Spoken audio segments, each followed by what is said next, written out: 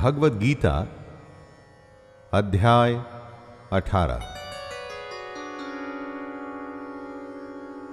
नमस्कार दोस्तों, भगवद गीता के आखिरी अध्याय में पहले तो अर्जुन के प्रश्नों के उत्तर दिए जाएंगे और फिर उसके बाद श्री कृष्ण गीता के लाभ बताएंगे। कहते हैं कि दुनिया के सारे ज्ञान को अगर आप समेट लें, सारे वेद, उपनिषद और शास्त्र निचोड़ लें, तो उसका सार ही भगवद गीता है। इस सब में जो सार है वो है ज्ञान। ऐसा ज्ञान जिसके आगे कुछ भी नहीं, जिससे ज्यादा कुछ भी नहीं, जिस ज्ञान के बाद और कुछ भी नहीं जानना होता। इसी ज्ञान को इस आखिरी अध्याय में भगवान कृष्ण बता रहे हैं मोक्ष संन्यास योग के रूप में। मैं शैलेंद्र भारती भगवान कृष्ण के चरणों में वंदन करते हुए इस अध्याय का प्रारंभ करता हूं। जय श्री कृष्ण।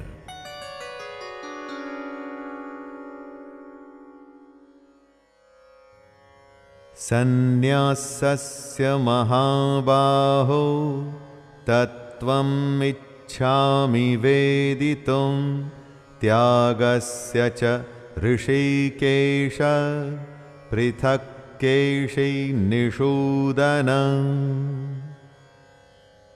अर्जुन कहते हैं, हे महाबाहो, हे अंतर्यामिन, हे वासुदेव, मैं सन्यास और त्याग के तत्व को पृथक पृथक जानना चाहता हूं।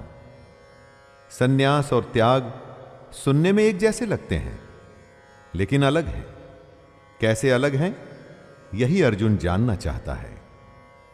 युद्ध को लड़ने से मना कर देने के कारण यह श्रृंखला शुरू हुई थी।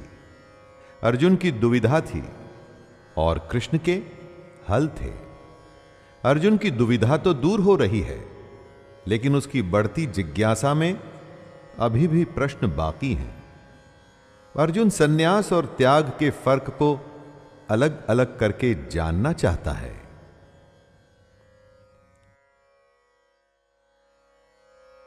श्री भगवानुवाच काम्यानां कर्मणान्यासं सन्न्यासं कवयो विदुः सर्वकर्म फलत्यागं प्राहुस्त्यागं विचक्षणः।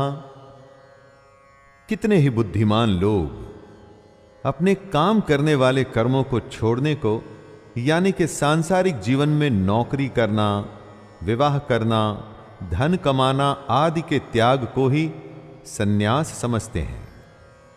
कुछ दूसरे बुद्धिमान लोग सब कर्मों के फल के त्याग को त्याग मानते हैं। कर्मों के फल के त्याग से यहां मतलब हुआ कि इस लोक और परलोक की संपूर्ण कामनाओं का त्याग। बुद्धिमानों में दो मान्यता होती है दोस्तों। एक के अनुसार अपने सांसारिक जीवन को त्याग देना ही सन्यास है, और दूसरी मान्यता कहती है कि अपना सब कुछ करते हुए अपने कर्मों के फल को त्याग देना ही त्याग है। त्याज्यं दोषवदित्येके कर्म प्राहुर्मनीषिणः यज्ञदान तपः कर्म न त्याज्यमिति चापरे। कई बड़े बड़े विद्वान ऐसा मानते हैं कि कर्म खुद ही दोष युक्त है, इसलिए त्यागने के योग्य है। मतलब कोई भी कैसा भी कर्म हो तो उसमें दोष तो होगा ही, इसलिए हर कर्म त्याग देने के ही लायक है। ऐसी हालत में तो फिर सन्यास ही एक उपाय बचता है।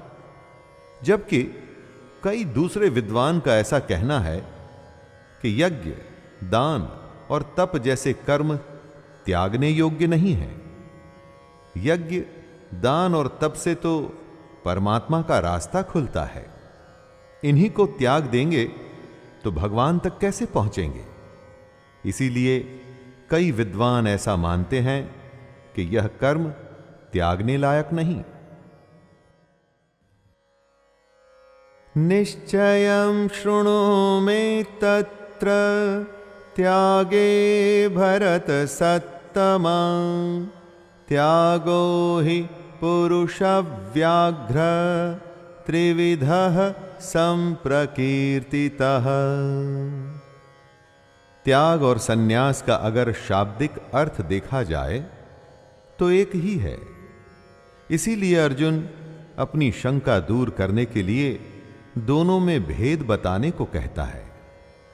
कृष्ण अलग अलग विद्वानों के अलग अलग मत के बारे में बताते हुए अर्जुन से कहते हैं, हे पुरुष श्रेष्ठ अर्जुन, सन्यास और त्याग इन दोनों में से पहले त्याग के विषय में तू मेरा निश्चय सुन, क्योंकि त्याग सात्विक, राजस और तामस भेद से 3 प्रकार का कहा गया है।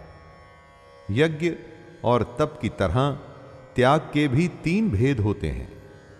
इन 3 प्रकारों को सुन कि त्याग क्या है, तभी तू इसे अच्छी तरह से समझ सकेगा। यज्ञदान तपः कर्म न त्याज्यं कार्यमेव तत् यज्ञोदानं तपश्चैव पावनानि मनीषिणाम्। कृष्ण कहते हैं कि यज्ञ, दान और तप जैसे कर्म त्यागने नहीं चाहिए, बल्कि ये तो करने के योग्य आवश्यक कर्तव्य हैं। उस पुरुष को बुद्धिमान माना जाता है जो इस ज्ञान को पा चुका है कि उसको अपने सारे कर्म बिना फल और आसक्ति के करने हैं। और ऐसे बुद्धिमान पुरुष खुद को पवित्र करने के लिए ही यज्ञ, दान और तप करते हैं। तो ऐसे में इनका त्याग कैसे किया जा सकता है? अलग विद्वानों के अलग मतों में से कृष्ण सही बात को बताते हुए कहते हैं, यज्ञ, दान और तप जैसे कर्मों को त्यागना नहीं चाहिए। एतान्यपि तु कर्माणि संगं त्यक्त्वा फलानि च कर्तव्यानीति मे पार्थ निश्चितं मतमुत्तमम्। यज्ञ, दान और तप रूप कर्मों का तो त्याग बिल्कुल भी नहीं किया जा सकता, क्योंकि ये तीनों पवित्र करने के लिए होते हैं। लेकिन कृष्ण साथ में ये भी कह रहे हैं कि हम जो भी काम करते हैं उनके फलों और आसक्ति का त्याग अवश्य कर देना चाहिए। जब त्याग करने की बात आई तो कृष्ण ने कर्म त्यागने की बात नहीं की। उन्होंने कहा कि उसके फल और उससे पैदा होने वाली आसक्ति को त्यागना है। कर्म योग पर कृष्ण का विशेष बल रहा है दोस्तों। वो ही हम सब के लिए संभव भी है। कर्म योग ही एक ऐसी चीज है जिससे हम अपने जीवन को जीते जीते परमात्मा के पास आ सकते हैं। नियतस्य तु सन्न्यासः कर्मणो नोपपद्यते मोहात्तस्य परित्यागस्तामसः परिकीर्तितः। कुछ विद्वानों का ऐसा कहना था कि हर कर्म में कोई न कोई बंधन होता है, इसलिए सारे कर्म ही त्याग दो। श्री कृष्ण ऐसा नहीं मानते। शास्त्र जिसे ठीक ठहराते हैं, जो निर्धारित हैं, जैसे कि यज्ञ, ऐसे नियत कर्मों का त्याग करना उचित नहीं। जो कर्म निषिद्ध हैं या काम्य कर्म जो फल के लिए किए जाते हैं, उनको त्याग देना चाहिए, लेकिन नियत कर्म को कभी नहीं त्यागना चाहिए। जब किसी मोह के चलते हुए हम अपने नियत कर्मों का त्याग करते हैं, तो ऐसे त्याग को तामस त्याग कहा जाता है। इस दुनिया की किसी आसक्ति में फंसकर अगर आप अपने कर्तव्य को, कर्म को छोड़ देते हैं तो वो तामस त्याग माना जाएगा। दुःखमित्येव यत्कर्म काय क्लेश भजात् त्यजेत सकृत्वा राजसं त्यागं नैव त्याग फलं लभेत। अपने कर्म करना, कर्तव्य निभाना आसान नहीं होता। इससे हमारे शरीर को कष्ट भी होता है। जब कर्म करेंगे तो कोई ना कोई परेशानी तो होगी ही। अब अगर ऐसा मान लेंगे कि जो कोई कर्म है वो सब दुख रूप ही है, और ऐसा समझकर यदि शारीरिक परेशानी के भय से कर्तव्य कर्मों का त्याग कर देंगे तो ये राजस त्याग माना जाएगा। ऐसे त्याग का फल कभी भी नहीं मिलता। वैसे जब भी कोई त्याग किया जाता है तो उसका फल परम शांति होती है। कभी कुछ त्याग करके देखिएगा, आप स्वयं ही समझ जाएंगे दोस्तों। लेकिन शारीरिक परेशानी के चलते अगर आपने अपने कर्मों का त्याग किया तो उसका कुछ भी फल नहीं मिलेगा, क्योंकि वो राजस त्याग है। कार्यमित्येव यत्कर्म नियतं क्रियते अर्जुन संगं त्यक्त्वा फलं चैव स त्यागः सात्विको मतः। शास्त्रों में कहे गए कर्म को ही निर्धारित कर्म या नियत कर्म माना जाता है। ऐसे कर्म को करना ही कर्तव्य होता है। कर्म को कर्तव्य समझ करने के भाव से उसके आसक्ति और फल का त्याग सात्विक त्याग माना जाता है। सात्विक त्याग में एक खास बात है, और इसीलिए ये तामसिक और राजसिक कर्मों से बिल्कुल अलग है। इसमें कर्मों का त्याग नहीं, बल्कि कर्मों से होने वाले फल और उसकी आसक्ति का त्याग है। यही वो त्याग है जिससे कर्म करने वाले की शुद्धि होती है। क्योंकि ऐसा मनुष्य जो कर्म को कर्तव्य मान उसमें लिप्त नहीं होता, उसके फल से बंधता नहीं, उसकी आसक्ति में फंसता नहीं, तो इससे उसका अंतःकरण पवित्र होता है। इसलिए सात्विक त्याग श्रेष्ठ है। न द्वेष्ट्य कुशलं कर्म कुशले नानुषज्जते त्यागी सत्व समाविष्टो मेधावी छिन्न संशयः। दोस्तों, जो कर्म शास्त्र ने ओके कर दिए हैं उन्हें नियत कर्म कहते हैं या फिर कुशल कर्म। लेकिन जो कर्म शास्त्र के विरुद्ध हैं वो कर्म कल्याणकारी नहीं होते। उससे कल्याण यानी कि किसी का भला नहीं होता। ऐसे कर्मों को अकुशल कर्म कहा जाता है। कृष्ण कहते हैं, हे अर्जुन, ऐसा मनुष्य जो अकुशल कर्म से तो द्वेष नहीं करता और कुशल कर्म में आसक्त नहीं होता, वह शुद्ध सत्व गुण से युक्त पुरुष संशय रहित, बुद्धिमान और सच्चा त्यागी है। करना तो सिर्फ कुशल कर्म ही है दोस्तों, क्योंकि अकुशल कर्म से कभी भला नहीं होगा। लेकिन साथ में ही अकुशल से द्वेष भी नहीं करना है और कुशल कर्म के फल में भी नहीं फंसना। यही बात कृष्ण कह रहे हैं।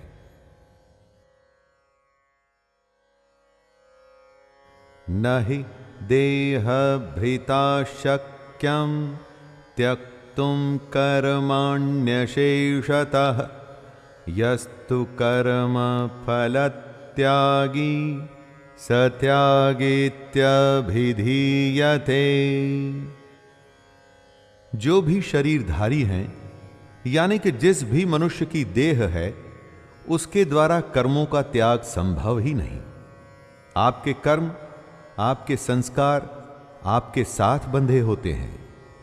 जब आप एक शरीर को छोड़ दूसरे शरीर में जाते हैं तो ये संस्कार भी आपके साथ आते हैं। तो चाहे शरीर इस जन्म का हो या अगले जन्म का या उससे भी अगले जन्म का, जब तक शरीर रहेगा ऐसा संभव ही नहीं कि आप अपने कर्मों का त्याग कर दें। जो कर्म फल का त्याग कर सकता है बस वो ही त्याग है, बाकी कुछ नहीं। त्यागी सिर्फ उसी को कहा जाएगा जो अपने कर्मों के बंधन में बंधता नहीं।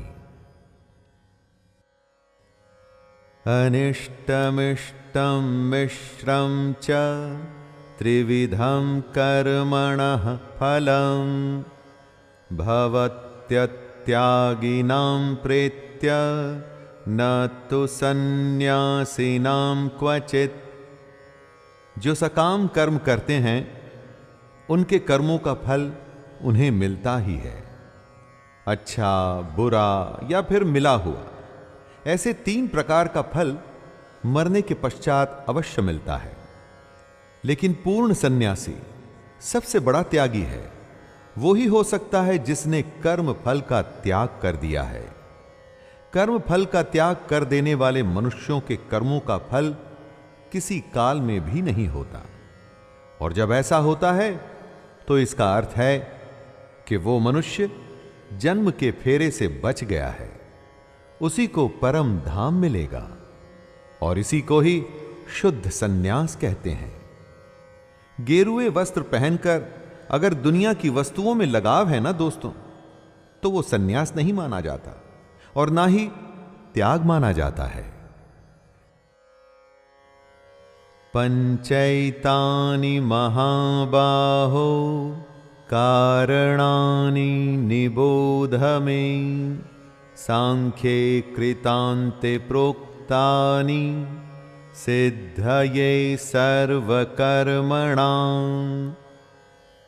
अविद्या की वजह से हम अपने अंदर की आत्मा को नहीं देख सकते, अपने अंदर के कृष्ण को नहीं देख पाते। बस कर्म किए चले जाते हैं और उन कर्मों के बंधन में फंसते चले जाते हैं। लेकिन सिद्धि तो तभी प्राप्त होती है जब आप कर्मों की समाप्ति कर सकें।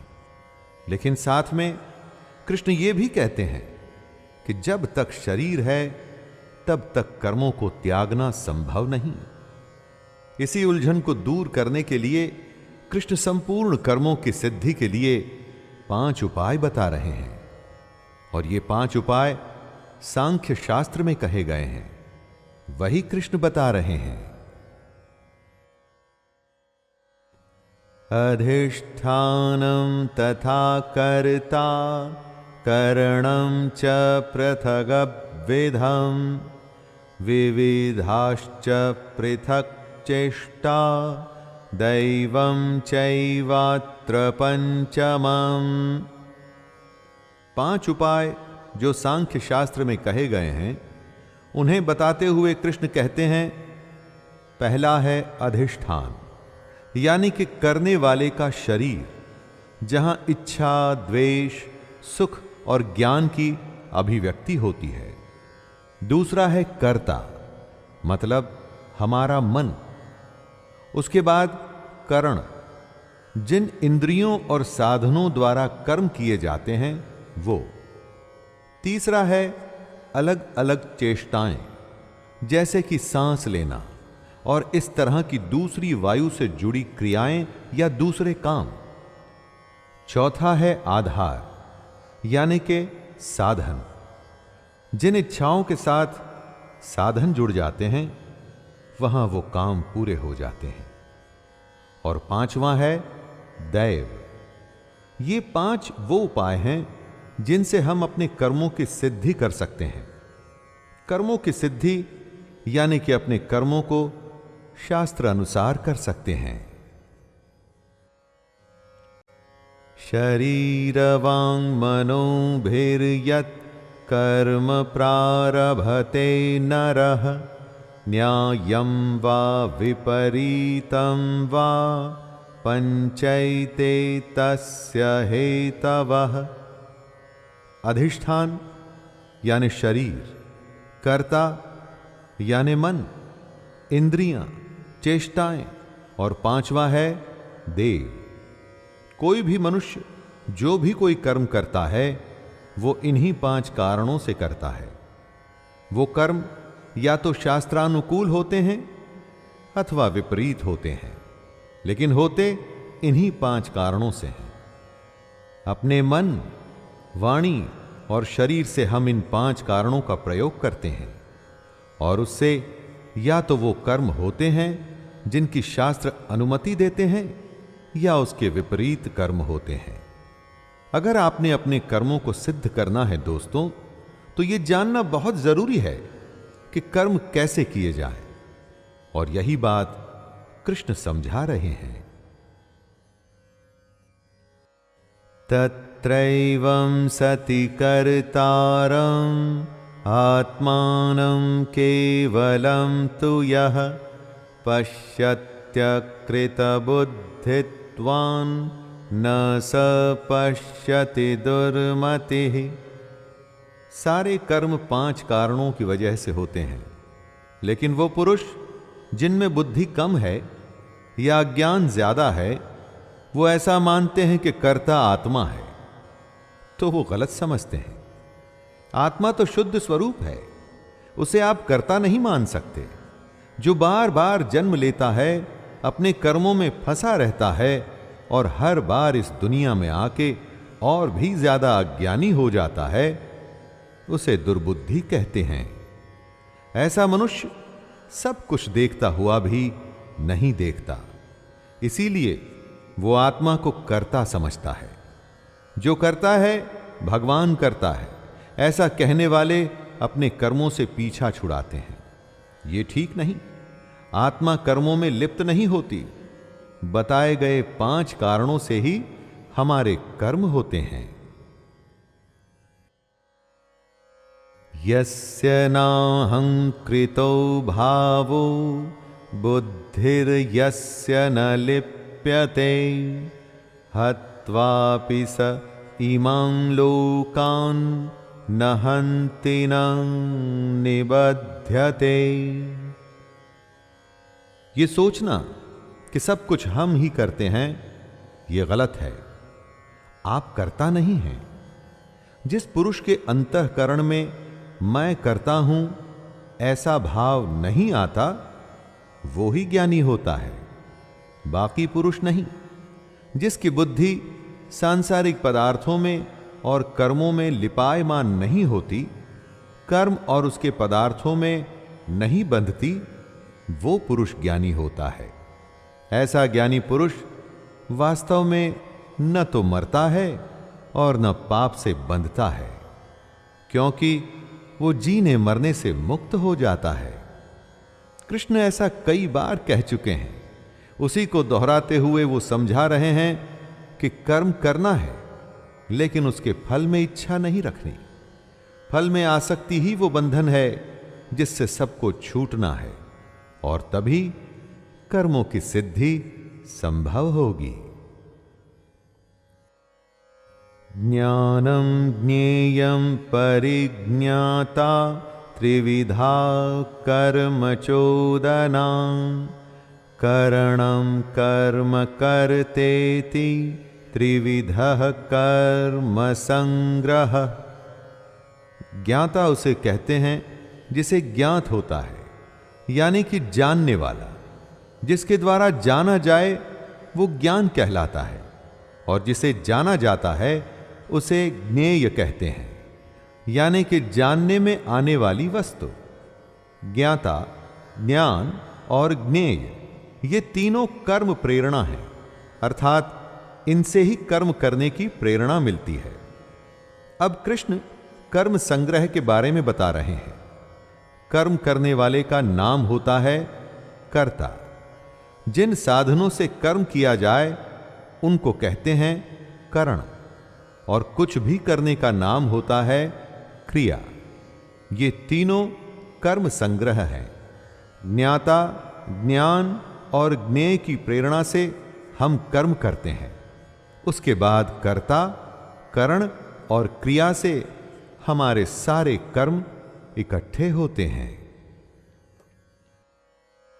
ज्ञानम कर्म च कर्ता च त्रिधैव गुणभेदतः प्रोच्यते गुणसंख्याने यथा वक्षणो तान्यपि सर्वभूतेषु येनैकं भावमव्ययमीक्षते अविभक्तं विभक्तेषु तज्ज्ञानं विद्धि सात्विकम्। जो शास्त्र गुणों की संख्या की बात करते हैं, उनमें ज्ञान, कर्म और कर्ता, इन गुणों के तीन तीन प्रकार कहे गए हैं। ये तीनों प्रकार ही अब कृष्ण बता रहे हैं। सबसे पहले ज्ञान के प्रकार बताए जा रहे हैं, और ज्ञान में सबसे पहले है सात्विक ज्ञान, वो ज्ञान जिसके बाद कुछ भी नहीं है। दोस्तों, ये ज्ञान की सबसे परिपक्व, सबसे मैच्योर्ड अवस्था है। सात्विक ज्ञान से गुणों का अंत हो जाता है। कौन से गुण? वो गुण जो हमारे कर्म के कर्ता होते हैं। यही वो ज्ञान जिससे मनुष्य सब में, चाहे वो जीव हो या अजीव, हर किसी में एक अविनाशी परमात्मा को ही देखता है। पृथक्त्वेन तु यज्ञानं नाना भावान् पृथग्विधान् वेत्ति सर्वेषु भूतेषु तज्ज्ञानं विद्धि राजसम्। ज्ञान के अलग अलग प्रकार समझाते हुए कृष्ण राजसिक ज्ञान के बारे में बता रहे हैं। जिस ज्ञान से मनुष्य बाकी सबको अलग अलग देखता है, अर्थात वो अपने को दूसरों से अलग समझता है, क्योंकि उसका शरीर अलग है तो उसकी आत्मा भी अलग है। जो ऐसा सोचता है वो ज्ञान राजसिक है। हम सब में उसी परमात्मा का अंश आत्मा के रूप में विद्यमान है, तो हम सब एक ही हुए। ये अच्छा मनुष्य है और वो बुरा। जब ऐसे ज्ञान से हम दूसरे के बारे में सोचते हैं तो उसे राजस ज्ञान कहा जाता है। यत्तु कृत्स्न वदेकस्मिन् कार्ये सक्तमहैतुकम् अतत्त्वार्थ वदल्पञ्च तत्तामसमुदाहृतम्। जिस ज्ञान से पुरुष ये समझता है कि जो भी है उसका शरीर है और कुछ भी नहीं, वो सबसे बुरा ज्ञान है। जो ये समझता है कि ये आत्मा या शरीर बस इतना ही है, इससे परे कुछ भी नहीं, वो ज्ञान सबसे बुरा और तामस यानी कि तामसिक माना गया है। जिसमें ज्ञान है वो हर किसी में परमात्मा देखता है। ऐसे ज्ञान से ही पता चलता है कि सब कुछ ब्रह्म है। चल अचल सब कुछ ब्रह्म से ही आया है।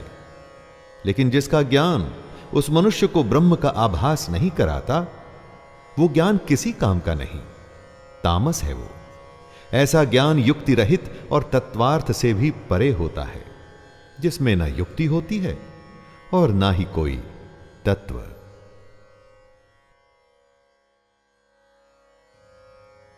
नियतं संगरहितं अरागद्वेषतः कृतं अफलप्रेप्सुना कर्म यत् तत्सात्विकमुच्यते।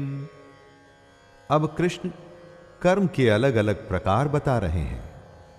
कृष्ण कह रहे हैं, हे अर्जुन, जो कर्म शास्त्र विधि से नियत किया हुआ और कर्तापन के अभिमान से रहित हो तथा फल न चाहने वाले पुरुष द्वारा बिना राग द्वेष के किया गया हो, वह सात्विक कहा जाता है। कर्म शास्त्रों के अनुसार होना चाहिए, और उसको करने वाले में यानी कि कर्ता में अभिमान नहीं होना चाहिए।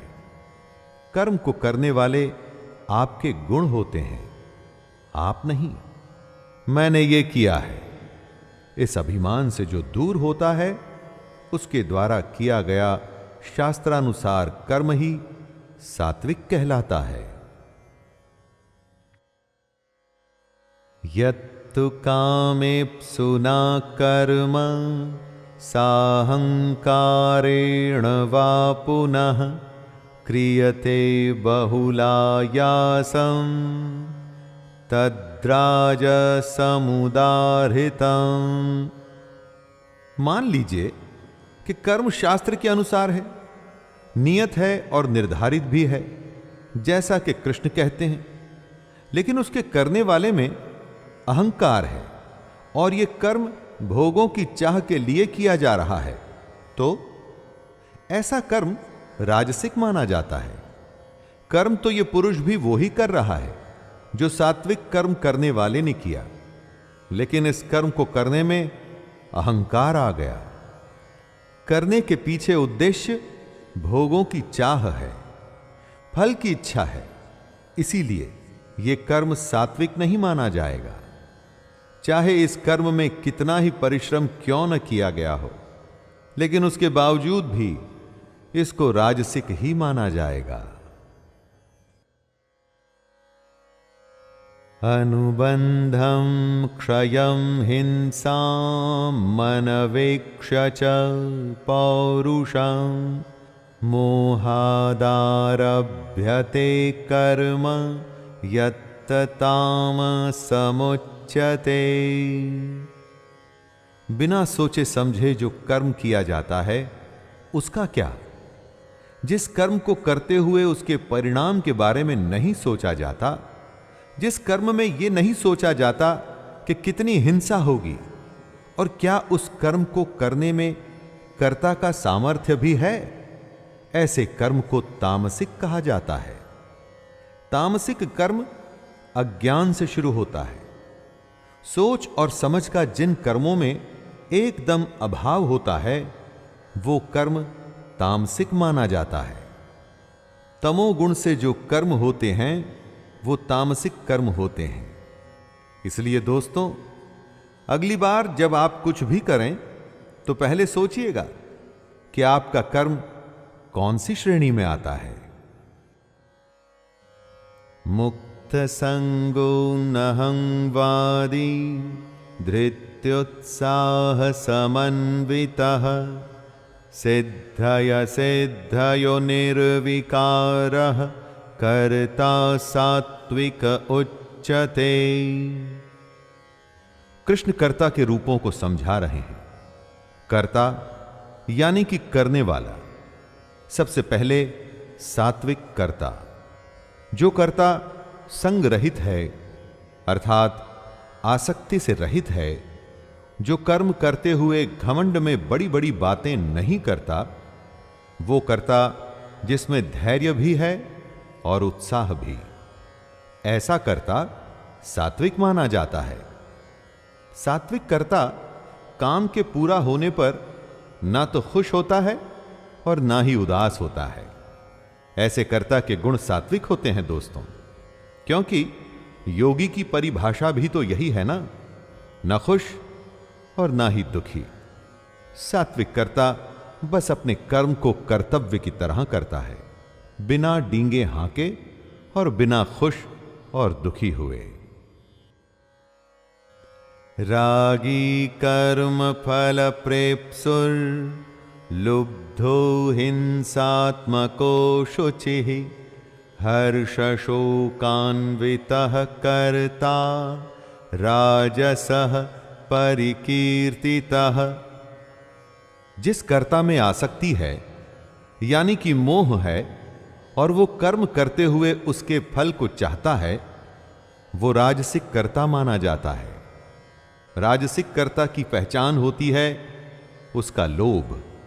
वो सब कुछ लालच में आके करता है। दूसरों को कष्ट देने में उसे परेशानी नहीं होती, जो न अंदर से ही शुद्ध होता है और ना ही बाहर से। जो बहुत ज्यादा खुश होता है या बहुत ज्यादा दुख में रहता है, वो राजसिक कहलाता है। जब मोह में आके किसी लालच यानी कि कर्म के फल के लिए कर्म किया जाता है, जहां दूसरे की परेशानी को न सोच के बस अपना काम निकाला जाता है, तो या तो खुशी होती है या दुख, और ऐसा करने वाले को ही राजसिक कर्ता कहा जाता है। आयुक्तः प्राकृतः स्तब्धः शठो नैष्कृतिकोलसः विषादी दीर्घसूत्री च कर्ता तामस उच्यते। अब कृष्ण समझा रहे हैं तामसिक कर्ता को। जैसा कि नाम से समझ में आता है, तामसिक कर्ता यानी कि नाश करने वाला। जो मनुष्य काम के लिए अयुक्त है, मतलब कि ठीक नहीं है, जिसमें शिक्षा की कमी है, जो घमंडी और धूर्त है, वो ही तामसिक कर्ता माना जाता है। तामसिक कर्ता दूसरों की जीविका यानी लाइवलीहुड का नाश करने वाला होता है। दोस्तों, ऐसा कर्ता शोक करने वाला, एक नंबर का आलसी और दीर्घ सूत्री होता है। दीर्घ सूत्री उसे कहते हैं जो आज की बात को कल पे टालता है और बस टालता ही जाता है। खुद को देखिए, अपने लोगों को और दोस्तों को देखिए और सोचिए कि आप कौन से कर्ता हैं। बुद्धिर्भेदं धृतेश्चैव गुणतस्त्रिविधं शृणु प्रोच्यमानमशेषेण पृथकत्वेन धनंजय। ज्ञान, कर्म और कर्ता के भेद बताने के बाद अब कृष्ण बुद्धि और धृति के गुणों के अनुसार उनके 3 प्रकार के भेद बता रहे हैं। हमारे चित्त में बुद्धि भी होती है और धृति भी। बुद्धि तो आप जानते ही हैं, जिससे कि आप लोग सोचते हैं, समझ को ग्रहण करते हैं, और धृति यानी कि धारण करने की शक्ति, खुद को रोकने की शक्ति। बुद्धि और धृति में बड़ा गहरा संबंध है। जब आप खुद को रोक सकेंगे, अपने पर नियंत्रण कर सकेंगे, तभी तो बुद्धि को कोई विचार अच्छा लगेगा। या फिर जब विचार आ गया, तब उसको अमल में लाने के लिए, इंद्रियों का विषय बनाने के लिए हमें खुद पर नियंत्रण करना पड़ता है। प्रवृत्तिं च निवृत्तिं च कार्याकार्ये भयाभये बंधं मोक्षं च या वेति बुद्धिः सा पार्थ सात्विकी। इस श्लोक में कृष्ण सात्विक बुद्धि को समझा रहे हैं। जो बुद्धि प्रवृत्ति मार्ग और निवृत्ति मार्ग का भेद समझाती है, वो सात्विक है। प्रवृत्ति मार्ग यानी कि गृहस्थ में रहते हुए फल और आसक्ति को त्याग देना, और बुद्धि का केवल लोक शिक्षा के लिए इस्तेमाल करना। और निवृत्ति मार्ग होता है जब देहाभिमान को त्याग कर संसार से विरक्त हो, बस परमात्मा को सोचते हुए विचरना। ज्यादातर ऋषि मुनि निवृत्ति मार्ग को ही अपनाए हुए हैं। इसी तरह से जो बुद्धि कर्तव्य और अकर्तव्य को, भय और अभय को तथा बंधन और मोक्ष को असल में जानती है, उनके यथार्थ को जानती है, वह बुद्धि सात्विकी कहलाती है। यया धर्मं धर्मं च कार्यं चाकार्यमेव च अयथावत् प्रजानाति बुद्धिः सा पार्थ राजसी। जो बुद्धि धर्म और अधर्म भेद नहीं कर पाती, वो बुद्धि राजसी कहलाती है। शास्त्र जिसके लिए हां कहते हैं, वो धर्म होता है, और जिसके लिए मना करते हैं, वो अधर्म होता है। बुद्धि ही इन दोनों में फर्क बताती है, और जो बुद्धि फर्क नहीं बता पाती, संदेह में रहती है, वो राजसी होती है। इसी तरह से राजसिक बुद्धि कर्तव्य और अकर्तव्य का भी अंतर नहीं जानती। जो बुद्धि आपको यह बता ही नहीं पाती कि आपका कर्म सही है या गलत, जो जीवन का कल्याण कर दे वही धर्म है, कर्तव्य है, और जो जीवन को बंधन में डाल दे वो अधर्म है, बुद्धि ही इन दोनों में भेद करती है। और जो नहीं कर पाती वह बुद्धि राजसी है। अधर्मं धर्ममिति या मन्यते तमसावृता सर्वार्थान् विपरीतांश्च बुद्धिः सा पार्थ तामसी। जो बुद्धि विपरीत करने की सलाह देती है, उल्टा करने को कहती है, वो तामसिक होती है। तमोगुण से घिरी हुई बुद्धि अधर्म को धर्म मानती है। सात्विक बुद्धि यथार्थ को बताती है, मतलब सच को। राजसिक बुद्धि संदेह में रहती है, लेकिन जो तामसिक होती है वो बुद्धि सिर्फ उल्टा बताती है। ऐसी बुद्धि को विपरीत ज्ञान की गठरी भी कहते हैं दोस्तों। जब उल्टी बुद्धि या उससे हासिल उल्टे ज्ञान पर चलेंगे तो स्वाभाविक है कि कभी सही जगह पर पहुंच ही नहीं पाएंगे। ऐसी बुद्धि का निष्कर्ष या अंजाम सिर्फ विपरीत ही होता है। धृत्या यया धारयते मनः प्राणेन्द्रिय क्रियाः योगेनाव्यभिचारिण्या धृतिः सा पार्थ सात्विकी। धृति वो होती है जिससे आप अपने निर्धारित लक्ष्य को अपनी आंखों से हटने नहीं देते। इसे ही धारणा शक्ति कहते हैं। श्री कृष्ण सात्विक धृति के बारे में बता रहे हैं। जो धारण शक्ति परमात्मा के सिवाय अन्य किसी भी सांसारिक यानी कि वर्ल्डली विषय को धारण नहीं करती, वह अव्याभिचारिणी धारणा मानी जाती है और इसीलिए सात्विक होती है।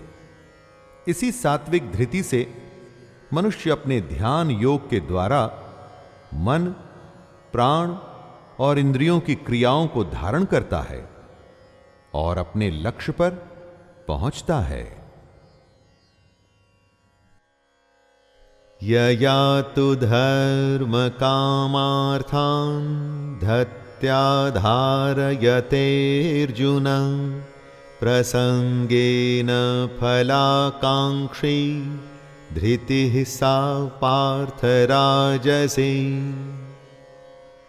बहुत से मनुष्यों का लक्ष्य फल होता है।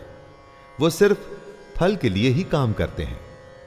मनुष्य के 4 पुरुषार्थ होते हैं: धर्म, अर्थ, काम और मोक्ष। जब फल की इच्छा वाला मनुष्य जिस धारण शक्ति के द्वारा अत्यंत आसक्ति से धर्म, अर्थ और कामों को धारण करता है, वो धारण शक्ति राजसी होती है। दोस्तों जरा ध्यान दीजिएगा, यहां कृष्ण ने मोक्ष के बारे में नहीं कहा, क्योंकि जिसकी धारणा शक्ति राजसिक है वो इस दुनिया के बंधन को छोड़ना नहीं चाहता, बल्कि वो तो और बंधना चाहता है। राजसिक धृति वाले मनुष्य को लगता है कि इंद्रियों का सुख ही सबसे बड़ा सुख है।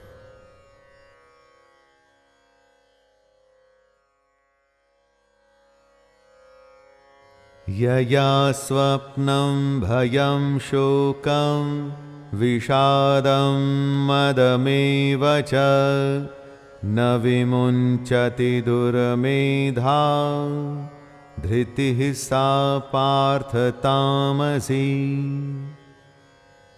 कितने ही लोग होते हैं जिन्हें हम बुरा मानते हैं दोस्तों। दुष्ट, विलन, अलग अलग नामों से बुलाते हैं उनको।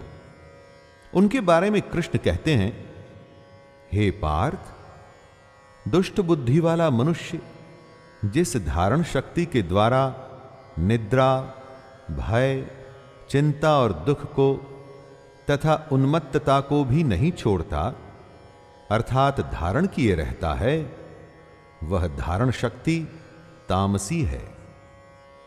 अब समझिए दोस्तों कि क्यों कोई दुष्ट अपनी दुष्टता छोड़ता नहीं, क्योंकि उसकी धारणा शक्ति ही तामसिक है। नींद, शक, चिंता और पागलपन को जो धारण किए रहता है, जो इनके अधीन है, वो भला अपनी दुष्टता को कैसे छोड़ेगा? सुखम त्विदानीं त्रिविधम शृणु मे भरतर्षभ, अभ्यासाद्रमते यत्र दुःखान्तं च निगच्छति, यत्तदग्रे विषमिव परिणामे मृतोपमं, तत्सुखं सात्विकं प्रोक्तम् आत्मबुद्धि प्रसादजम्। दोस्तों, इन 2 श्लोक में कृष्ण सुख को डिफाइन कर रहे हैं, उसके प्रकार बता रहे हैं। जब हम छोटे थे तो क्या पढ़ने में हमारा मन लगता था? नहीं। लेकिन बड़े होकर अब जब उसी पढ़ाई से हम अपना जीवन चलाते हैं, तब जाके उस पढ़ाई का मोल समझ में आता है। उसी तरह से सांसारिक विषय में फंसे हुए पुरुष को परमात्मा के भजन, उसका ध्यान, सेवा आदि का अभ्यास शुरू शुरू में अच्छा नहीं लगता, विष लगता है, पढ़ाई करते हुए बच्चे की तरह। लेकिन बाद में यही भगवान का भजन, उसका ध्यान अमृत हो जाता है, जब उस परमात्मा की प्राप्ति होती है। जिस सुख में साधक दुखों के अंत को प्राप्त हो जाता है, जो सुखों दुखों का अंत कर देता है, ऐसा सुख जो आरंभ काल में यद्यपि विष के तुल्य प्रतीत होता है, परंतु परिणाम में अमृत के तुल्य है, वह सुख सात्विक होता है। विषयेन्द्रिय संयोग्याद् दत्तदग्रे मृतोपमं, परिणामे विषमिव तत्सुखं राजसं स्मृतम्। जो सुख पहले विष लगे और बाद में अमृत, और जो दुखों का अंत करे, वो सात्विक होता है। और जो सुख विषय और इंद्रियों के संयोग से हो, यानी कि हमारी दुनिया के सारे सुख, वो राजसिक होते हैं। इन सुखों की पहचान है कि पहले पहले तो ये अमृत के जैसे लगते हैं, बड़ा आनंद आता है जब आप धन कमाते हैं, नाम कमाते हैं, फिर उस धन और नाम के लिए काम करते हैं। लेकिन बाद में ये अमृत विष बन जाता है, जब अर्जित किए हुए बल, वीर्य, बुद्धि, धन, उत्साह और परलोक का नाश होता है। विषय और इंद्रियों के संयोग से होने वाले सुख के परिणाम को विष के तुल्य कहा गया है। इसीलिए यह सुख राजस कहा गया है। यदग्रे चानुबंधे च सुखं मोहनमात्मनः, निद्रालस्य प्रमादोत्थं तत्तामसमुदाहृतम्।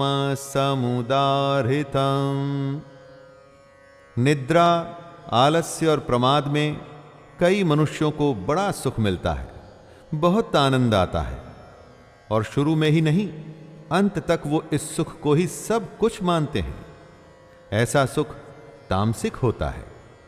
जो सुख भोग काल में तथा परिणाम में भी आत्मा को मोहित करने वाला है, ऐसा निद्रा, आलस्य और प्रमाद से उत्पन्न सुख तामस कहा गया है। आलस तमोगुण का धर्म है। आलसी मनुष्य बस टालता है, कभी कुछ करता नहीं, और इसी में उसे सुख मिलता है। ऐसे पुरुष इतने आलसी होते हैं कि सोचने की भी कोशिश नहीं करते, उसमें भी उन्हें आलस आता है, और इसी में उन्हें सुख भी मिलता है। इस तरह का सुख है तो विष, लेकिन शुरू और अंत में अमृत लगता है, और उसी को तामसिक कहते हैं। न तदस्ते पृथिव्यां वा दिवि देवेषु वा पुनः सत्वं प्रकृतिजैर्मुक्तं यदेभिः स्यात् त्रिभिर्गुणैः।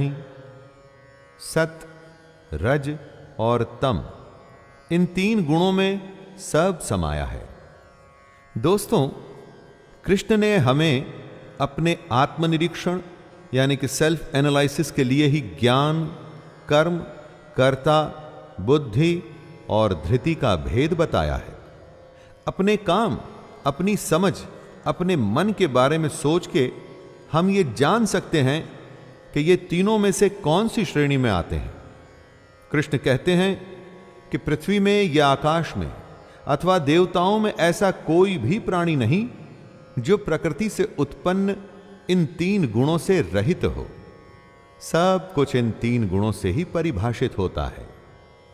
अपने अस्तित्व को पहचानने के लिए कृष्ण ने ऐसा रामबाण तरीका बताया है जिसके बाद आप अपने हर अज्ञान को मिटा सकते हैं, अपने को पहचान कर बेहतर हो सकते हैं और निश्चय कर सकते हैं कि आपके लिए यह दुनिया अच्छी है या वो दुनिया।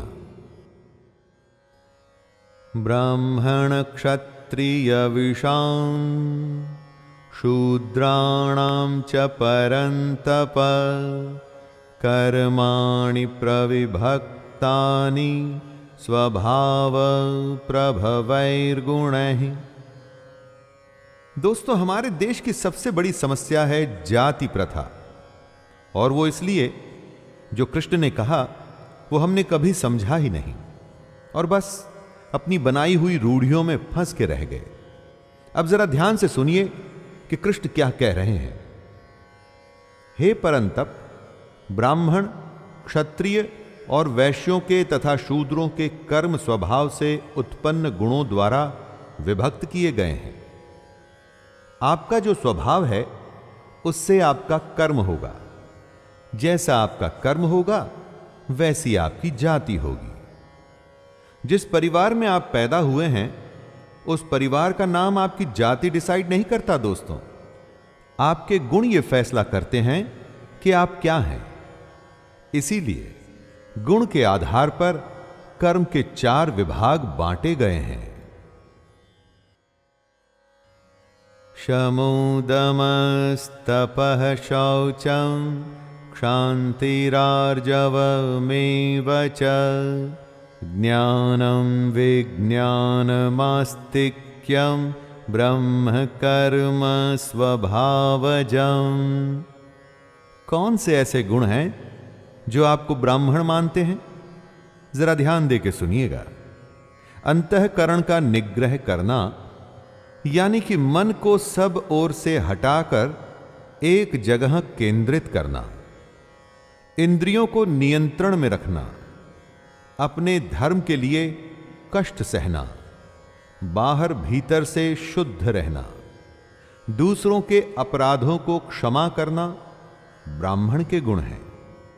ब्राह्मण के हर काम में सरलता और सादगी होती है।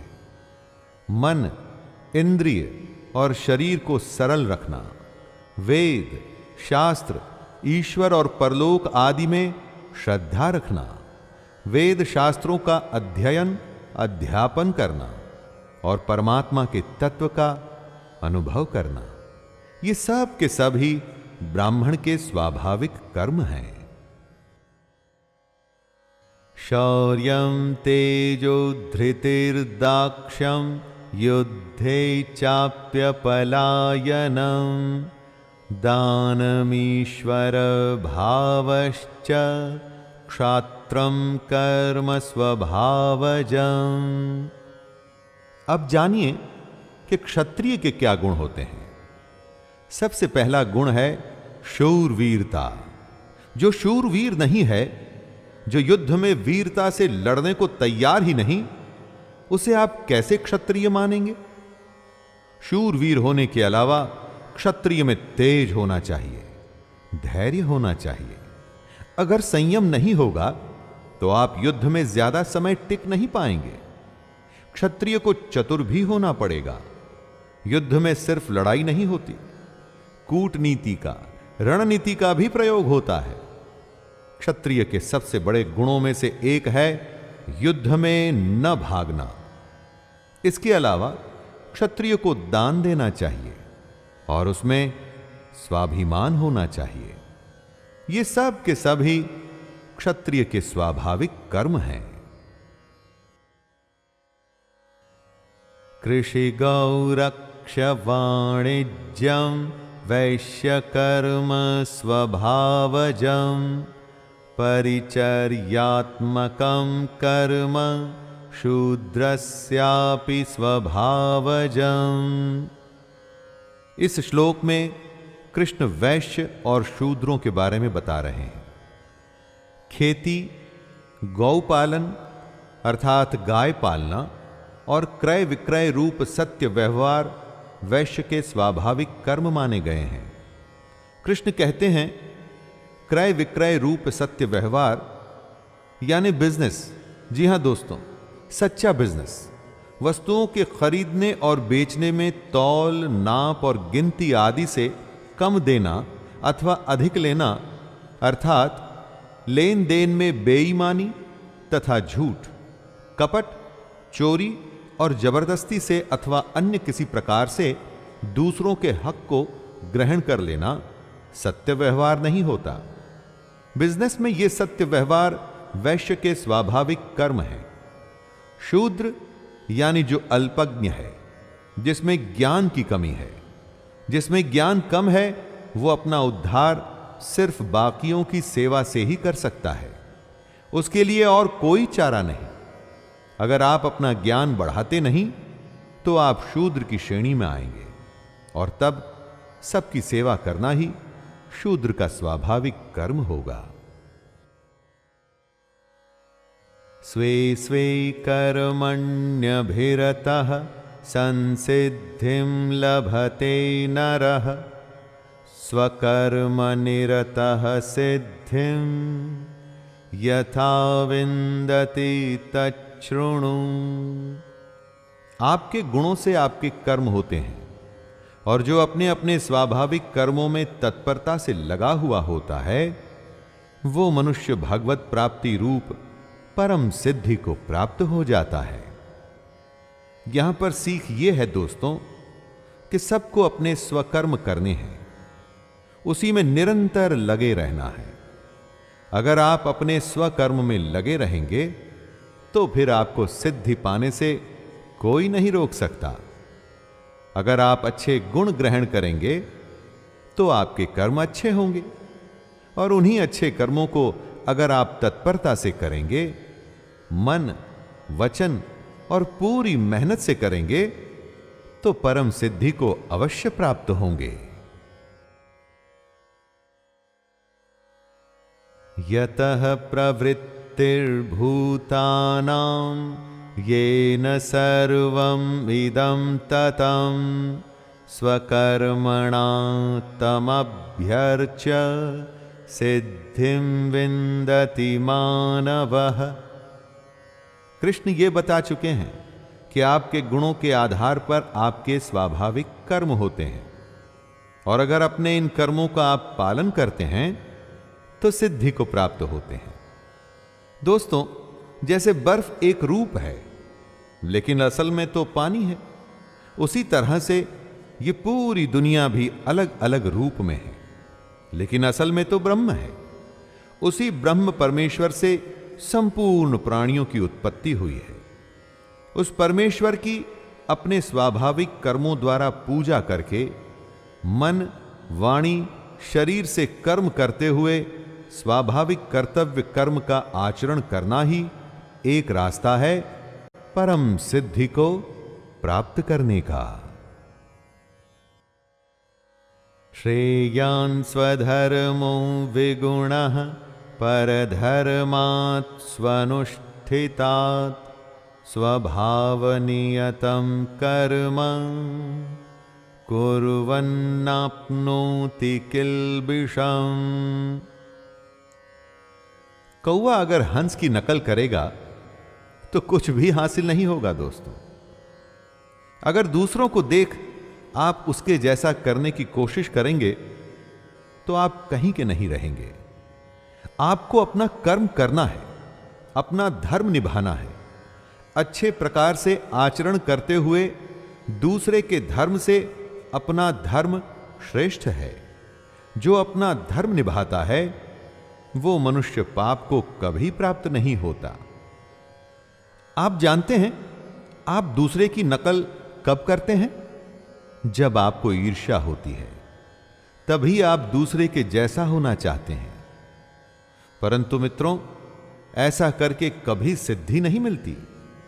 हर हालत में अपना धर्म और अपना कर्म करते रहना है। सहजं कर्म कौन्तेय सदोषमपि न त्यजेत सर्वारंभा हि दोषेण धूमेनाग्निरिवावृताः। अगर आग होती है तो धुआं भी होता है। उसी तरह से अगर कर्म है तो उसमें भी दोष तो होगा ही। अगर आपका कर्म दोष युक्त है लेकिन आपका धर्म है तो उसे करना चाहिए। कृष्ण कहते हैं, हे कुंती पुत्र, दोष युक्त होने पर भी सहज कर्म को नहीं त्यागना चाहिए। सहज कर्म वही है जो आपके स्वभाव से पैदा हुआ है। स्वभाव क्या है? जो आपके गुण से पैदा हुआ है। अपने गुण को पहचान आपको अपना कर्म करना है। यह नहीं सोचना कि दूसरा क्या कर रहा है या आपको उसके जैसा नहीं करना है। सिर्फ अपना निज धर्म, निज कर्म करना है, और वो भी पूरी सच्चाई से। असक्त बुद्धि सर्वत्र जितात्मा विगत स्पृहः नैष्कर्म्य सिद्धिं परमां सन्न्यासेनाधिगच्छति। सांख्य योगी यानी कि सन्यासी कैसे ब्रह्म को प्राप्त होता है, उसी का उल्लेख कृष्ण इस श्लोक में कर रहे हैं। सबसे पहले सन्यासी को होना है सर्वत्र आसक्ति रहित बुद्धि वाला, यानी कि बच्चे, पत्नी, दुनिया, जिसकी किसी में भी आसक्ति नहीं, जो इन सब के मोह से मुक्त हो चुका है, वो जो स्पृहा रहित है, वो यानी कि जिसकी तृष्णा, प्यास खत्म हो चुकी है। अगर तृष्णा होती है तो आप फल के लिए कर्म करते हैं। इसीलिए सन्यासी को तृष्णा रहित होना है। और तीसरा, जिससे सन्यासी ब्रह्म को प्राप्त कर सकता है, वो जो अपना अंतःकरण यानी कि अपना मन जीत चुका है। ऐसा सन्यासी पुरुष सांख्य योग के द्वारा उस परम नैष्कर्म्य सिद्धि को प्राप्त होता है। नैष्कर्म्य सिद्धि यानी कि कर्म करते हुए भी कर्म न करने की स्थिति, जो कर्म योगियों को ही प्राप्त होती है। सिद्धिं प्राप्तो यथा ब्रह्म तथाप्नोति निबोध मे समासेनैव कौन्तेय निष्ठा ज्ञानस्य या परा। जब आपको कुछ मिल जाता है तो उसके बाद उस वस्तु की आवश्यकता खत्म हो जाती है। उसी तरह से सिद्धि होती है। जब आप सिद्धि पा लेते हैं तो उसके बाद आपके लिए कुछ भी प्राप्त करने के लिए रह नहीं जाता। मतलब जब आप अपने मन पर जीत पा लेंगे, अपनी इंद्रियों को वश में करके अपनी कामना और अपने मोह को खत्म कर लेंगे, तो फिर आप सिद्ध की श्रेणी में आएंगे दोस्तों। यही योग है। और जो ज्ञान योग से प्राप्त होता है वो सबसे बड़ा ज्ञान है। सांख्य योगी यानी कि सन्यासी के लिए सबसे बड़ी सिद्धि है नैष्कर्म्य सिद्धि, इस सिद्धि के बाद वो मनुष्य ब्रह्म को प्राप्त होता है। बुद्ध्या विशुद्धया युक्तो धृत्यात्मानं नियम्य च शब्दादीन् विषयान् त्यक्त्वा रागद्वेषौ व्युदस्य च विविक्तसेवी लघ्वाशी यत् वाक्कायमानस ध्यान योग परो नित्यं वैराग्यं समुपाश्रितः अहंकारं बलं दर्पं कामं क्रोधं परिग्रहं विमुच्य निर्ममः शांतो ब्रह्म भूयाय कल्पते। एक सन्यासी के लिए नैष्कर्म्य सिद्धि से ब्रह्म को प्राप्त करने की विधि क्या है, यही कृष्ण समझा रहे हैं। कर्मयोगी तो निष्काम कर्म योग की स्थिति से ब्रह्म को प्राप्त हो जाता है, लेकिन सन्यासी जिसने सब कुछ त्याग दिया, उसका क्या? उस सन्यासी की बुद्धि विशेष रूप से शुद्ध होनी चाहिए, यानी कि वो बुद्धि जो सात्विक ज्ञान देती है। उसको हल्का, सात्विक और नियमित भोजन करने वाला होना चाहिए। सन्यासी जिसे एकांत पसंद है, जिसकी धारण शक्ति सात्विक है, वो सन्यासी जिसने अपना अंतःकरण और इंद्रियों को संयम में किया हुआ है, जिसने अपनी मन, वाणी और शरीर को वश में किया हुआ है, जिसने ऐसा वैराग्य या सन्यास ले रखा है कि न किसी से मोह है और न किसी से द्वेष, जिसने अपने अहंकार, बल, घमंड, काम और क्रोध का त्याग किया हुआ है और जो निरंतर ध्यान करता है, ऐसा ममता रहित सन्यासी ही शांति युक्त होता है और सच्चिदानंद घन ब्रह्म को प्राप्त होता है।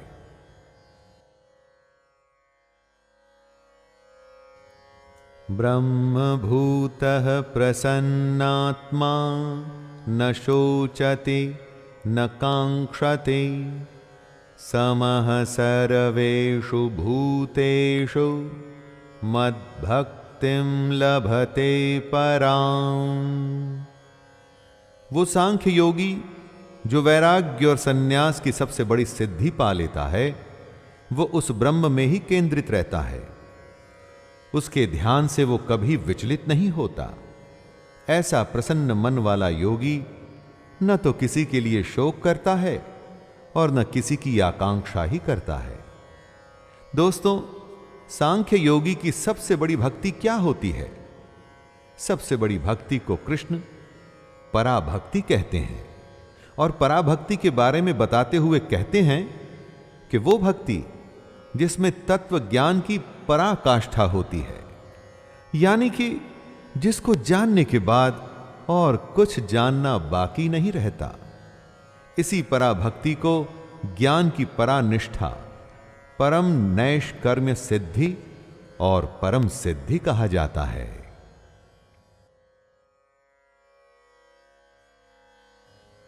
भक्त्या मामभिजानाति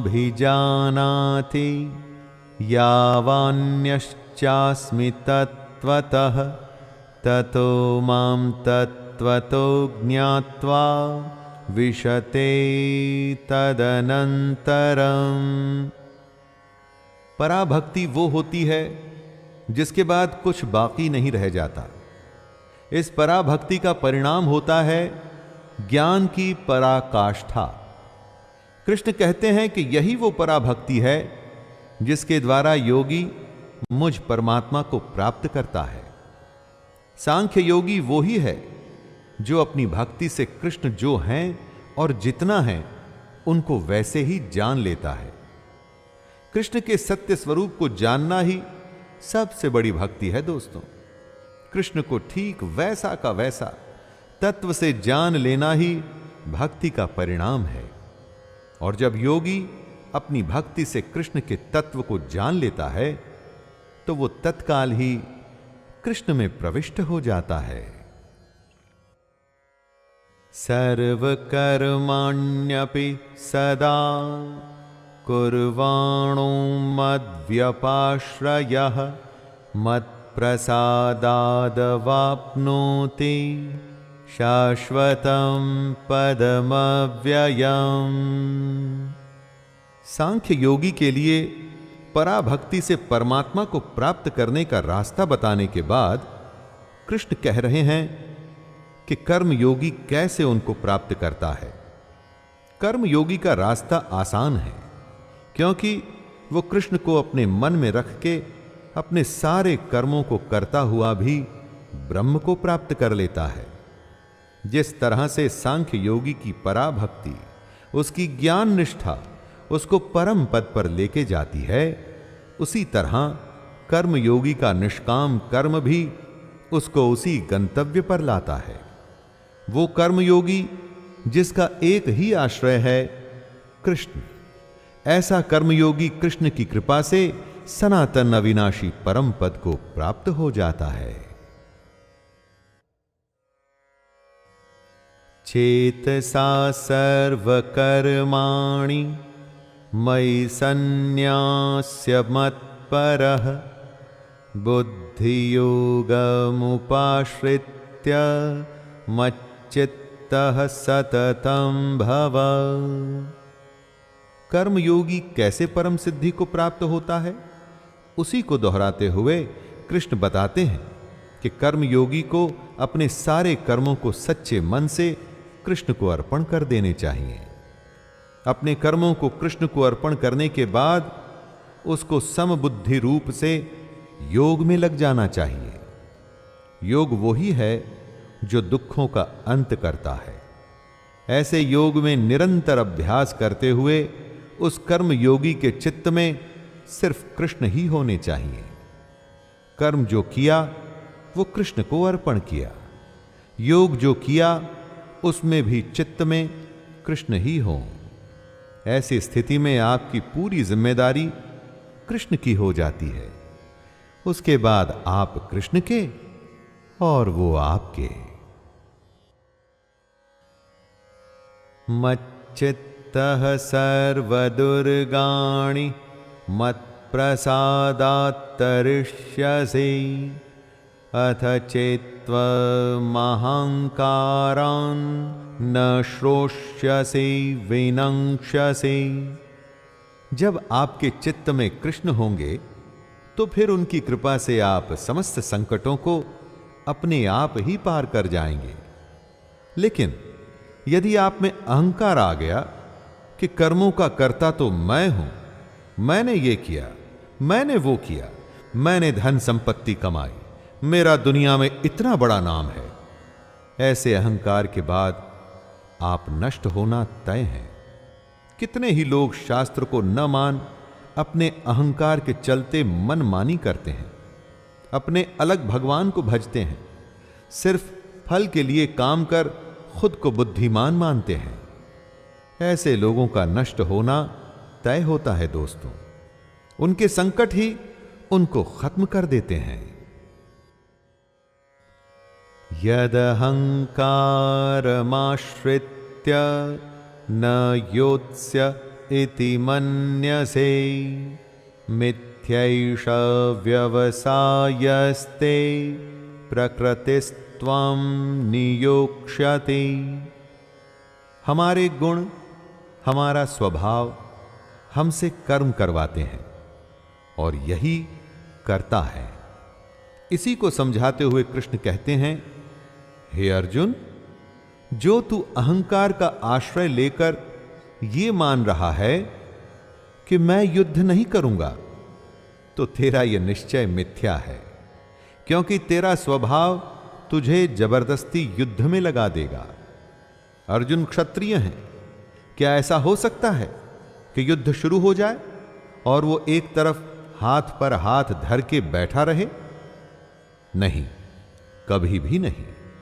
यह उसका अहंकार है जो उससे बुलवा रहा है कि वो युद्ध नहीं करेगा। लेकिन यह मिथ्या है, झूठ है। सच अर्जुन का स्वभाव है जो उससे युद्ध करवाएगा। स्वभावजेन कौन्तेय निबद्धः स्वेन कर्मणा कर्तुं निच्छसि यन्मोहात् करिष्यस्य वशोऽपि तत्। अर्जुन ने युद्ध करने से जो मना कर दिया था, उसका विश्लेषण करते हुए कृष्ण कहते हैं कि ऐसा वो मोह के कारण नहीं करना चाहता और ऐसा उसे अभी लग रहा है, लेकिन उसका स्वभाव उसे विवश कर देगा युद्ध करने के लिए। अर्जुन की ही तरह दोस्तों हम सबके पूर्वकृत स्वाभाविक कर्म होते हैं, चाहे पिछले जन्म के हों या इस जन्म के। वो स्वभाव ही हमसे हमारे कर्म करवाते हैं। आप चाहें या ना चाहें, वो कर्म तो आप करते ही हैं, और इन्हीं कर्मों को करना आपका धर्म भी होता है। यही आपका स्वधर्म भी होता है। इसलिए मोह में आके ऐसा सोचना कि आप कर्तव्य नहीं करेंगे, वो गलत होता है, मिथ्या होता है। ईश्वरः सर्वभूतानां हृद्देशेऽर्जुन तिष्ठति भ्रामयन् सर्वभूतानि यंत्र आरूढ़ानि मायया। अगर आपके शरीर को एक यंत्र या मशीन माना जाए तो इस दुनिया में यह यंत्र घूम रहा है। दोस्तों, कोई भी मशीन खुद अपने आप कुछ नहीं कर पाती। उस मशीन को कोई चलाने वाला चाहिए होता है, और हमारे शरीर रूपी यंत्र को चलाता है ईश्वर, ब्रह्म। उसी की माया है यह दुनिया। हमारे कर्मों के अनुसार इस दुनिया में हमारा शरीर काम करता है, जिसका नियंत्रण उसी के हाथ में है, जो ब्रह्म है, परमात्मा है, और हमारे शरीर में वो आत्मा है। अपने हृदय में स्थित इसी ब्रह्म को पहचानना ही तो सारा खेल है दोस्तों। जब तक आप नहीं पहचानते, इस माया का प्रपंच चलता ही रहता है, चलता ही रहता है, चलता ही रहता है। तमेव शरणं गच्छ सर्वभावेन भारत तत्प्रसादात् परां शान्तिं स्थानं प्राप्स्यसि शाश्वतम्। कृष्ण कहते हैं कि सब भावों को भूल के हमें अपने अंदर स्थित परमेश्वर के आश्रय में जाना चाहिए। सब भाव जैसे कि लज्जा, भय, मान, बड़ाई और आसक्ति, न डर, न घमंड, न लगाव, इस तरह के सारे भावों को त्याग कर हम उस ब्रह्म की शरण में जा सकते हैं। परमेश्वर के आश्रय में जाने का मतलब है कि उसके सर्वस्व को समझना, पूरी श्रद्धा से और प्रेम से उस भगवान के गुण, प्रभाव और स्वरूप का चिंतन करना, उसकी आज्ञा के अनुसार अपने कर्तव्य कर्मों का निस्वार्थ भाव से करते हुए उसी को अर्पण कर देना। यही तरीका है परम शांति और परम धाम पाने का। इति ते ज्ञानमाख्यातं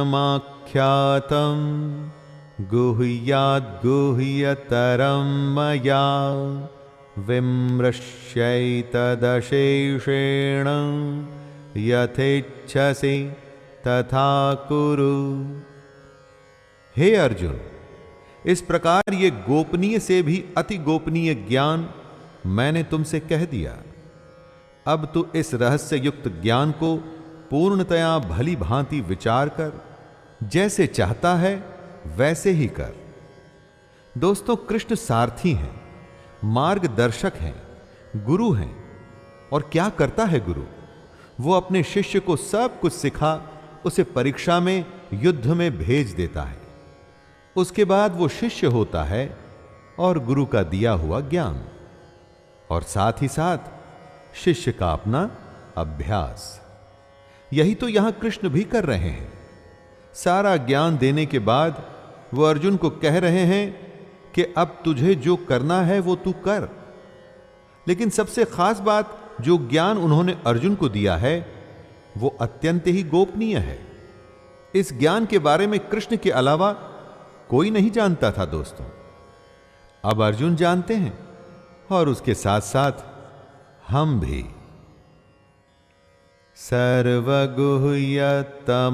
भूतः शृणु मे परमं वचः इष्टोऽसि मे दृढ़मिति ततो वक्ष्यामि ते हितं मन्मनां भव मद्भक्तो मद्याजी मां नमस्कुरु मामे वैष्यसि सत्यं ते प्रतिजाने प्रियोऽसि मे। कृष्ण का रहस्य केवल कृष्ण ही जानते थे, लेकिन अर्जुन उनका अतिशय प्रिय था। अर्जुन उन्हें बेहद पसंद था, इसलिए कृष्ण उसका भला चाहते थे। उसके भले के लिए ही सबसे बड़े रहस्य को वो उसे बता रहे हैं और कह रहे हैं कि इसे ध्यान से सुन। कृष्ण कहते हैं, हे अर्जुन, तू मुझ में मन वाला हो, मेरा भक्त बन, मेरा पूजन करने वाला हो और मुझको प्रणाम कर। ऐसा करने से तू मुझको ही प्राप्त होगा। ये मैं तुझसे सत्य प्रतिज्ञा करता हूं, क्योंकि तू मेरा अत्यंत प्रिय है। दोस्तों, अर्जुन कृष्ण का अत्यंत प्रिय था। ये तो महाभारत की बात थी, लेकिन आज वो हर मनुष्य जो कृष्ण में, उनकी गीता में विश्वास रख उनके कहे अनुसार उनकी बातों पर चलने को तैयार है, वो भी कृष्ण को अत्यंत प्रिय है। इसीलिए वो कह रहे हैं कि अपने मन को उनमें लगाना है, उनका भक्त बनना है, उन्हीं की पूजा करनी है और उन्हीं को प्रणाम करते हुए उनके कहे हुए कर्मों को करना है। सर्वधर्मान् परित्यज्य मामेकं शरणं व्रज अहं त्वा सर्वपापेभ्यो मोक्षयिष्यामि मा शुचः। अपना अहंकार, अपने होने का भाव, अपना अस्तित्व सब कुछ भूलकर बस अपने को कृष्ण की शरण में डाल देना है। ऐसा ही कृष्ण कहते हैं। अपने धर्मों को, यानी कि अपने संपूर्ण कर्तव्य कर्मों को कृष्ण को सौंपकर सिर्फ उस सर्वशक्तिमान, सर्वाधार परमेश्वर की ही शरण में जाना है। कृष्ण कहते हैं, हे अर्जुन, मैं तुझे संपूर्ण पापों से मुक्त कर दूंगा, तू शोक मत कर। दोस्तों, जब आप कृष्ण की शरण में चले गए, यानी कि उनके कहे अनुसार चलने लगे, तो फिर आपके शोक आपके न होकर कृष्ण के हो जाते हैं। उनका यही कहना है कि वो हर शोक को दूर कर देंगे।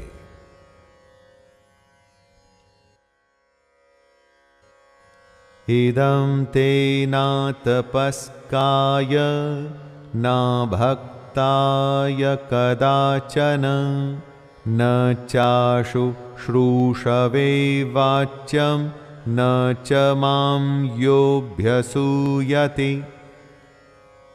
बिना मांगे सलाह देना समझदारी नहीं होती दोस्तों। ऐसा ही कुछ कृष्ण भी अर्जुन से कह रहे हैं। वे कहते हैं कि तुझे ये गीता रूप रहस्यमय उपदेश किसी भी काल में तप रहित मनुष्य से नहीं कहना चाहिए।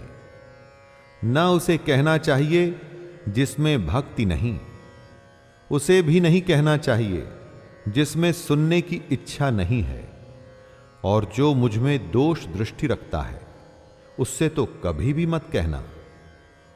जो श्री कृष्ण के स्वरूप से इनकार करे, उसे क्या कृष्ण की महिमा बता के फायदा होगा?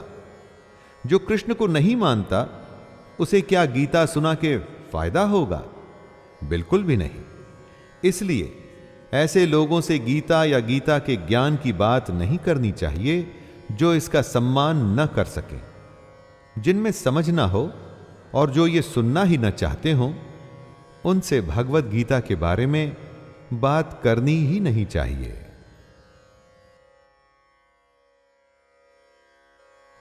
यैमं परमं गुह्यं मद्भक्तेष्वभिधास्यति भक्तिं मयि परां कृत्वा मामे वैष्यत्य संशयः।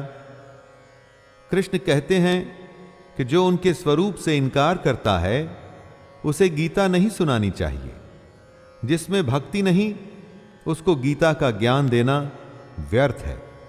लेकिन साथ में कृष्ण ये भी कहते हैं कि जो पुरुष मुझ में परम प्रेम करके इस परम रहस्य युक्त गीता शास्त्र को मेरे भक्तों में कहेगा वह मुझको ही प्राप्त होगा। इसमें कोई संदेह नहीं है। यहां कहेगा से सिर्फ यह मतलब नहीं कि आप गीता पाठ करेंगे। दोस्तों, यहां कहेगा से यह मतलब है कि जो ज्ञान बांटेगा तो खुद भी वो उसी ज्ञान पर चलेगा, और जो कृष्ण के बताए ज्ञान पर चलेगा तो स्वाभाविक ही है कि एक दिन वो कृष्ण को ही प्राप्त हो जाएगा। न च तस्मान् मनुष्येषु कश्चिन्मे प्रियकृत्तमः भविता न च मे तस्मादन्यः प्रियतरो भुवि। कृष्ण ने अर्जुन को अपना सबसे प्रिय बताया, और वो इसलिए क्योंकि कृष्ण जानते थे कि अर्जुन उनका सबसे बड़ा भक्त है। सबसे बड़ा भक्त इसलिए नहीं कि अर्जुन उनकी भक्ति करता था, इसलिए कि वो कृष्ण को अपना गुरु मान उनकी हर कही बात पर चलता था। ऐसा कृष्ण हर किसी के लिए कह रहे हैं। दोस्तों, जो भी सच्चे भाव से गीता का प्रचार करेगा वो कृष्ण को सबसे अधिक प्रिय है। जो भी गीता की कही बात पर चलकर औरों को ज्ञान और कर्म के पथ पर बढ़ाएगा, उससे अधिक कृष्ण को पूरे पृथ्वी भर में कोई भी प्रिय नहीं, और भविष्य में भी ऐसे भक्त से अधिक प्रिय कृष्ण को कोई नहीं होगा। अध्येष्यते च य इमं धर्म्यं संवादमावयोः ज्ञानयज्ञेन तेनाहम् इष्टः स्यामिति मे मतिः। कृष्ण कहते हैं कि जो पुरुष इस धर्ममय गीता यानी कि हम दोनों के संवाद रूप गीता शास्त्र को पढ़ेगा, उसके द्वारा भी मैं ज्ञान यज्ञ से पूजित होऊंगा, ऐसा मेरा मत है। गीता शास्त्र के पाठ की भी कितनी बड़ी महिमा है। सिर्फ पाठ करने से ही ज्ञान यज्ञ का लाभ मिल रहा है, और असल में यह सिर्फ पाठ नहीं है। गीता को पढ़ने से जो ज्ञान की तरंग हमारे मस्तिष्क को आंदोलित करती है, वो हमारे जीवन को बदलने के लिए बहुत है। गीता का पाठ यज्ञ है, और जिसका परिणाम ज्ञान है। ज्ञान की प्राप्ति के बाद सब कुछ संभव है। दोस्तों, श्रद्धावाननसूयश्च शृणुयादपि यो नरः सोऽपि मुक्तः शुभान् लोकान् प्राप्नुयात् पुण्यकर्मणाम्। जो गीता का पाठ करता है, इसे सुनाता है, उसको तो ज्ञान यज्ञ का लाभ होता ही है। लेकिन जो मनुष्य श्रद्धा युक्त और दोष दृष्टि से रहित होकर इस गीता शास्त्र को सुनता है, वह भी पापों से मुक्त होकर उत्तम कर्म करने वालों के श्रेष्ठ लोकों को प्राप्त होगा। और यह इसलिए क्योंकि जो सुन रहा है वो अपने चित्त में इन उपदेशों को ग्रहण कर रहा है। जो किसी कारण गीता की कही बातों पर चलने में असमर्थ है, अगर वो इसको सुनता भी है तो भी कृष्ण को ही प्राप्त होता है। यहां पर सबसे बड़ी बात है गीता के ज्ञान को अपने अंदर समाहित करना। वो कर्म करके हो, सन्यास से हो या हरि गीता सुन के हो, हर हालात में कृष्ण आपके साथ ही हैं। कच्चिदेतच्छ्रुतं पार्थ त्वयैकाग्रेण चेतसा कच्चिदज्ञानसम्मोहः प्रनष्टस्ते धनञ्जय।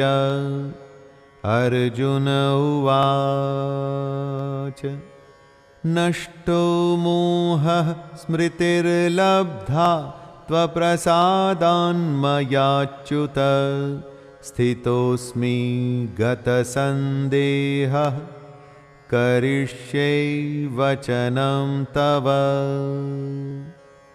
सबसे बड़े ज्ञान, सबसे गोपनीय ज्ञान जिसको आज तक किसी ने नहीं सुना था, ऐसे ज्ञान को बांटने के बाद कृष्ण अर्जुन से पूछते हैं, हे पार्थ, क्या इस गीता शास्त्र को तूने एकाग्र चित्त से श्रवण किया?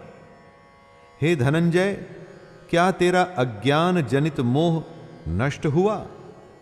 और इसी का उत्तर देते हुए अर्जुन कहते हैं, हे अच्युत, आपकी कृपा से मेरा मोह नष्ट हो गया और मैंने स्मृति प्राप्त कर ली है। अब मैं संशय रहित होकर स्थिर हूं, अतः आपकी आज्ञा का पालन करूंगा। दोस्तों, हमारे भारत की परंपरा थी स्मृति, यानी कि अपनी याद से ज्ञान आगे बांटा जाता था। इसीलिए अर्जुन कह रहे हैं कि उन्हें स्मृति प्राप्त हुई। इस स्मृति से, ज्ञान से उनका मोह नष्ट हुआ। इसी मोह के चलते अर्जुन ने अपने शस्त्र रख दिए थे और युद्ध करने से मना कर दिया था। लेकिन अब ज्ञान की प्राप्ति के बाद वो युद्ध करने को तैयार हैं। दर्पण पर से धूल हट गई है। अब यथार्थ सच्चाई स्पष्ट है और अर्जुन युद्ध के लिए तैयार हैं।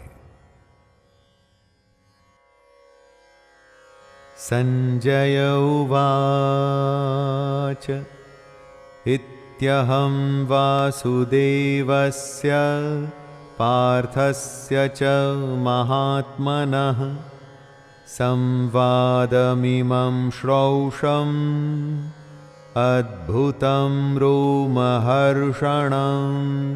व्यासप्रसादाच्छ्रुतवानि तद्गुह्यमहं परं योगं योगेश्वरात् कृष्णात् साक्षात् कथयतः स्वयं।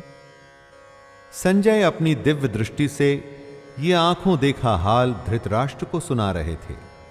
संजय कहते हैं, इस प्रकार मैंने श्री वासुदेव के और महात्मा अर्जुन के इस अद्भुत रहस्य युक्त रोमांचकारक संवाद को सुना। श्री व्यास जी की कृपा से दिव्य दृष्टि पाकर मैंने इस परम गोपनीय योग को अर्जुन के प्रति कहते हुए स्वयं योगेश्वर भगवान श्री कृष्ण से प्रत्यक्ष सुना, जो परम गोपनीय था। अब वो संजय की वजह से हम सब जान पाए। दोस्तों, सोचिए, अगर संजय ये सब देख और सुन नहीं पाते तो क्या कभी गीता का ज्ञान हमें मिलता? संजय कृष्ण को योगेश्वर कह रहे हैं। वो भी उनका असली स्वरूप जान चुके हैं। योगेश्वर यानी कि जो स्वयं योगी हो और दूसरों को भी योग प्रदान करने की शक्ति रखता हो। राजन संस्मृत्य संस्मृत्य संवादमिममद्भुतं केशवार्जुनयोः पुण्यं हृष्यामि च मुहुर्मुहुः तच्च संस्मृत्य संस्मृत्य रूपमत्यद्भुतं हरेः विस्मयो मे महान् राजन् हृष्यामि च पुनः पुनः। संजय धृतराष्ट्र से कहते हैं, हे राजन, भगवान श्री कृष्ण और अर्जुन के इस रहस्य युक्त कल्याणकारक और अद्भुत संवाद को पुनः पुनः स्मरण करके मैं बार बार हर्षित हो रहा हूं। जो संजय सुन चुके थे, अब वो हमेशा के लिए उनके साथ था। एक तरह से उनके लिए विश्वास करना मुश्किल हो रहा था कि इतना बड़ा रहस्य, दुनिया का सबसे बड़ा ज्ञान उन्होंने स्वयं सुना। इसी बात को बार बार सोचकर वो खुश हो रहे हैं। दोस्तों, आप ही सोचिए, जिसने अभी अभी योग का सबसे बड़ा ज्ञान स्वयं कृष्ण से सुना हो, उसकी खुशी आखिर कैसे रुकेगी। संजय के चित्त में महान आश्चर्य है। यही वजह है उनके बार बार हर्षित होने की। एक बार आप भी गीता के ज्ञान को अर्जित करने की कोशिश करिए। मुझे पूर्ण विश्वास है कि आप भी हर्ष से भर जाएंगे।